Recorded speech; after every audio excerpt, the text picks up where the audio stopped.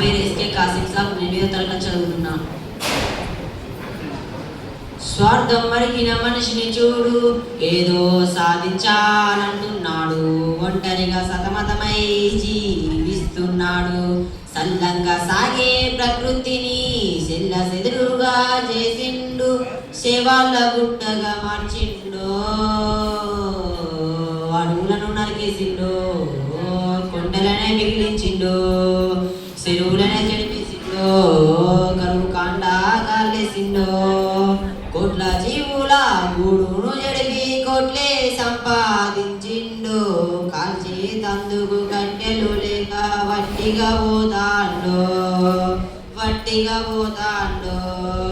నేలపై విషమే చింపిండు, కాలుష్యాన్ని నింపిండు, నదులను మలినం చేసిండు, నరమంత్రపు సిరులను పెంచిండు, తినే తిండిని తాగి నీళ్ళన్నీ కల్తీ చేసిండు.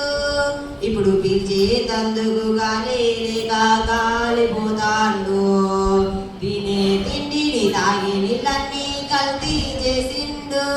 ఇప్పుడు పీల్చే తందుకు గాలి లేక కాలిపోతాండు.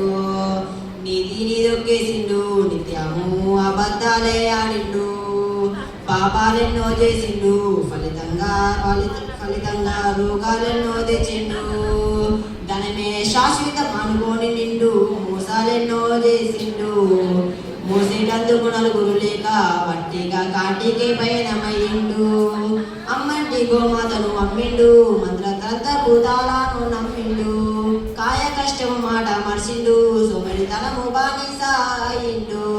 ఏ రోగం వచ్చినా తట్టుకోలేక తల్లాడిల్లుతున్నాడు, చిన్న బలహీనుడై విద్యా వ్యాధులకు బలి అయిపోతున్నాడు. ఏ రోగం వచ్చినా తట్టుకోలేక తల్లాడిల్లుతున్నాడు, చిన్న బలహీనుడై విద్యా వ్యాధులకు బలి అయిపోతున్నాడు. ధర్మాన్ని ఎదిరించిండు, విశ్వమంతా జీవిస్తానంటున్నాడు, మనిషిని సమాధిని చేసి మనిషిని మూషకుడుగా ఎక్కిపరిస్తున్నాడు. మోసేటందుకు నలుగురు లేక వట్టిగా కాటికి పయనమయ్యిండు, మోసేటందుకు నలుగురు లేక వట్టిగా కాటికి పయనమయ్యిండు, వట్టిగా కాటికి పయనమయ్యిండు. ధన్యవాదాలు.